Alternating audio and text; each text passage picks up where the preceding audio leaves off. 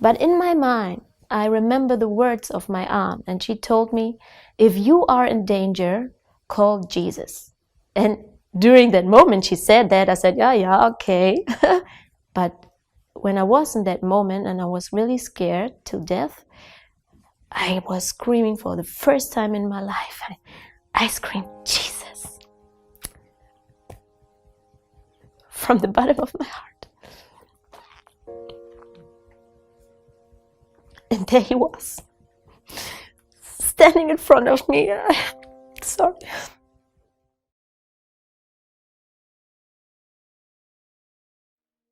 Yeah, so I was searching, and also as a teenager, I always was searching for the truth, and I was also meditating with Buddhists and Buddhist temple in the Buddhism. I was searching Buddhism, and I was also in Mexico in the jungle with the Mayans, and I was searching for the truth. I always searched in my life for the truth, and I always had that feeling, I want to be set free.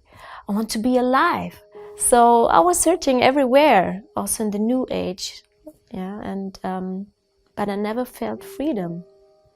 And my aunt, she's with Jesus 25 years now, and she always told me with my uncle, Jesus is the truth. And I was totally in the Buddhism and New Age, and I said, yeah, because I never saw the fruits in my life from the Catholic and background. I said, no, but there's the Buddhism and the shamanism, and I had the feeling there's something going on more than in the church. So my aunt told me about Jesus and my uncle, and I said, yeah, I didn't take it serious. It went to this ear and this ear out. We moved to Los Angeles, and we lived there because my husband has to do his music business, and I was on an acting school. During this time, I went on an acting school in Germany. One time, my husband said, okay, let's go to Palm Desert because we need to get out here. It's too crazy in Los Angeles, Hollywood. And we went to Palm Desert, which is very desert. It's really quiet and it's calm, and not many people are there. And we have a friend with us. Her name is Olivia, and she was with us. We were like a spiritual commune, something like that. Everyone was searching for the truth. And I remember one night, me and David, my husband, we were sitting outside in the garden and under the stars in the night, and he took out a pipe and he said, okay, we can smoke this and then we'll get answers. Maybe you feel better after that. Yeah, and I said, okay, what's that? And he said, it's a herb. It's a salvia, which the Aztecs and Mayans, they take it to reach higher beings and getting answers. And I was searching for answers for all my life. And I was in a situation where I thought, no, acting is not for me. My music career didn't work out. And I said, okay, and we have also problems in a marriage, and many stuff from the childhood came up. And I was really at the point where I was saying, no, I cannot be here at this place anymore. I have everything. We have the money, we have everything. I have a beautiful family, I have a beautiful child, but something missing in my heart. So I said to myself, okay, let's try it. And my friend Olivia, she started and she took 3 shots, and 3 shots are enough, because salvia is like you take 3 shots, not only few shots, and you're really out of everything. And because I was smoked marijuana when I was a teenager, I thought, that's only a herb, that's not chemical, so I can take more shots. I wanted to be brave, you know. And instead of taking 3 shots, I took 8 or more shots. And I was totally, I had a blackout. I don't know, it was really, I was so scared. And during that time, I had also epilepsy. Since I was 16, I had epilepsy.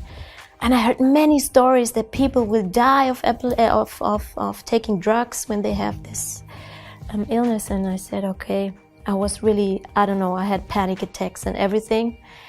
And usually this thing, it takes 2 minutes and then you are sober. But because I take 8 or more shots, it went all the night.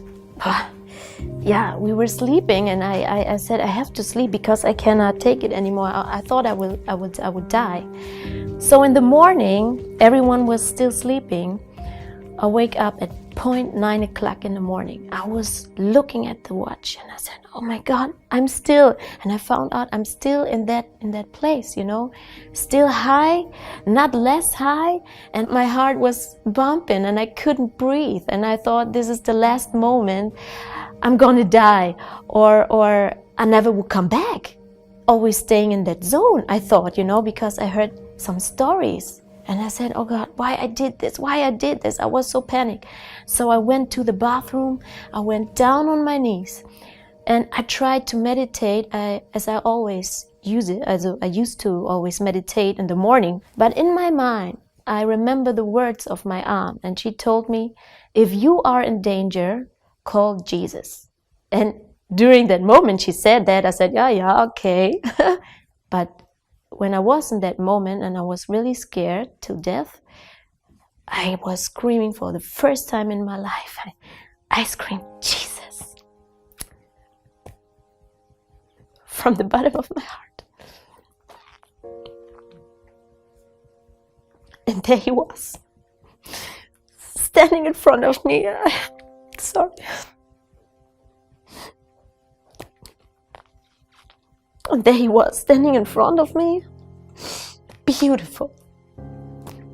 I never saw someone like him, So beautiful, and the most beautiful eyes. I mean, no one has his color. And he put me into his zone. And there was no time, It's only me. It was only me and him. And he was so tall. I was in a child size, child size.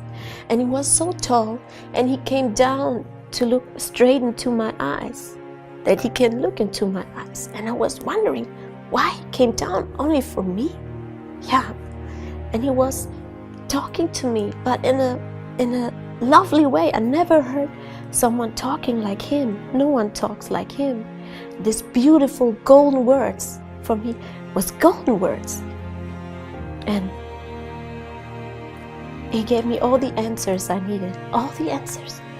And he was smiling all the time. He had this beautiful smile, and wow, and he looked like a king.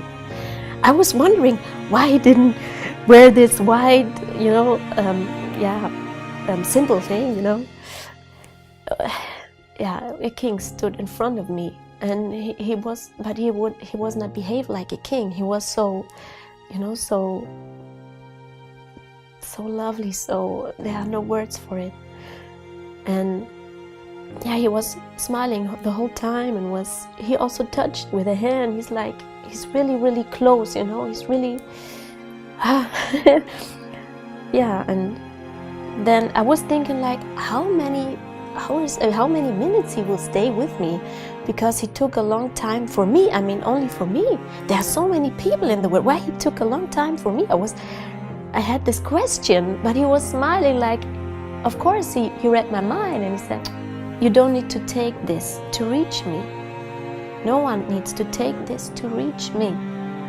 Just call me." And from that moment I knew it's true. What's written in the Bible, knock and I will open the door. Ask and it will be given. And from that moment I know this is the truth. He is the truth. He is the life. He's the way. And then the heaven opened up, like the clouds opened up, and someone was calling him, and he looked up, and then he said, "It's time to go." And then he had this hand. He raised his hand like this, and he was he went to heaven.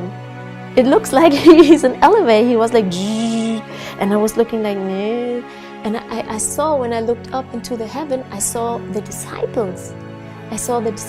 And the light and the love came out from heaven down to me. And I was looking like he was smiling, because I was thinking oh, I want to go with you, please. I want to go with you. And he read my mind. He said, "No, early for you. I know you. I understand. It's too early.